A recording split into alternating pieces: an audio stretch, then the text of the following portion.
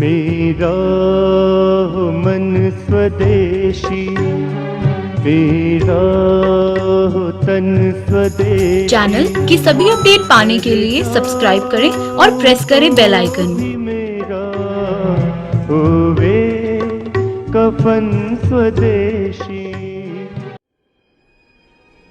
मैं भारत को भारतीयता की मान्यता के आधार पर फिर से खड़ा करना चाहता हूं, उस काम में लगा हूं।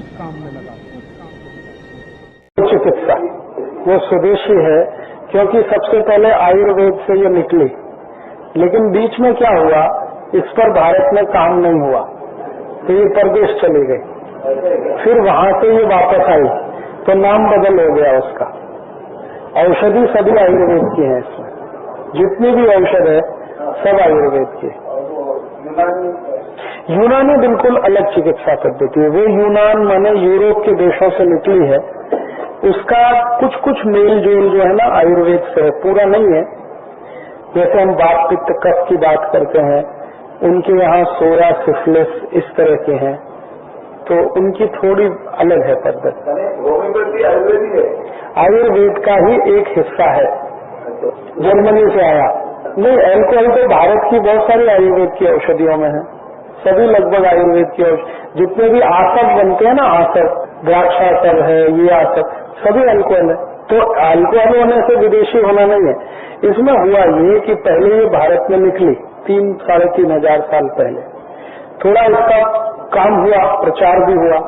फिर बीच में क्या हुआ कि हमारे लोगों ने उस पर ध्यान कम दिया, इसलिए कि शायद इसकी ज्यादा जरूरत नहीं पड़े।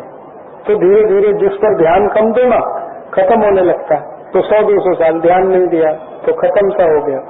फिर मध्यकाल में आयुर्वेद जब यहाँ से बाहर गया, पुर्तगाली यहाँ से ले गए सबसे पहले, फिर पुर्तगालियों से स्पेनिश लोगों ने सीखा, स्पेनिश लोगों से जर्मन लोगों ने सीखा। तो जर्मनी वालों के हाथ में कुछ आयुर्वेद की पुरानी ग्रंथ आए जिसमें सूक्ष्म चिकित्सा है। सूक्ष्म चिकित्सा माने औषध को सूक्ष्मतम रूप में देना, तो उसका प्रभाव ज्यादा है। ये एक सिद्धांत है आयुर्वेद का। कोई औषध है जितने कम से कम में आप दोगे, असर उतना ही ज्यादा है उसका। स्टेरॉइड होम्योपैथी में तो किसी में नहीं है, आयुर्वेद में कभी कभी होता है, होम्योपैथी में स्टेरॉइड मिल नहीं सकता। तो इसको उन्होंने, जर्मनी वालों ने थोड़ा इसको फाइन किया, इस पे काम किया, फाइन किया। फाइन करके जब ये प्रचारित हुई तब ख्याल में आया कि ये तो पहले भी था भारत में। उन्होंने फिर क्या किया, औषधियों के नाम सब जर्मन के हिसाब से रख दिया, जर्मन, फ्रेंच और उन भाषाओं से। जब मैं नाम बोलता हूँ नक्स वोमिका, ये जर्मन नाम है, या आर्निका, ये जर्मन नाम। तो ये जर्मन और फ्रेंच 2 भाषाओं में से निकले हुए ज्यादा नाम। अंग्रेजी नाम इसमें बहुत ही कम है। हाँ, सब बनती है, क्योंकि बनती तो सब जड़ी बूटियों से है। जैसे नीम है, नीम में से कई औषधि निकलती है, तुलस में से कई औषधि बनती है, आल में से कई औषधि बनती है, चूने की न्यूड़ी है, उसमें से एक औषधि बनती है कैलकेरिया फॉस, जो मैं बहुत लोगों को बताता रहता हूँ। तो ये सब औषधि ऐसे ही बनती है आयुर्वेद में से। मूल अर्थ होता है, उसी में से ये सब बनते हैं। इनके बनाने की विधि ऐसी है कि जैसे मान लो मुझे ये बनाना है कैलकेरिया फॉस, तो कैलकेरिया फॉस ये जर्मन नाम है, हिंदी नाम इसका चूना है, मराठी नाम चूना है, और जर्मन नाम इसका कैलकेरिया फॉस है। तो अब हम क्या करेंगे, चूने को पानी में भिगोएंगे, ठीक है। अब ऊपर पानी आ जाएगा, तो इसमें से 1 बूंद पानी लेंगे, चूने का पानी 1 बूंद, और 100 बूंद अल्कोहल में उसको डालेंगे। 100 बूंद अल्कोहल में 1 बूंद पानी डालेंगे। तो ये पोटेंशियल मेडिसिन जितनी कम होती जाएगी, मात्रा बढ़ती जाएगी, उसकी ताकत औषधि। 1-1 बूंद डाला, उसमें से 1 बूंद निकाल रहे थे, तो कितनी कम होती है औषधि। तो सूक्ष्मतम रूप में जो औषधि दी जाती है, प्रभाव उसका सबसे अधिक होता है।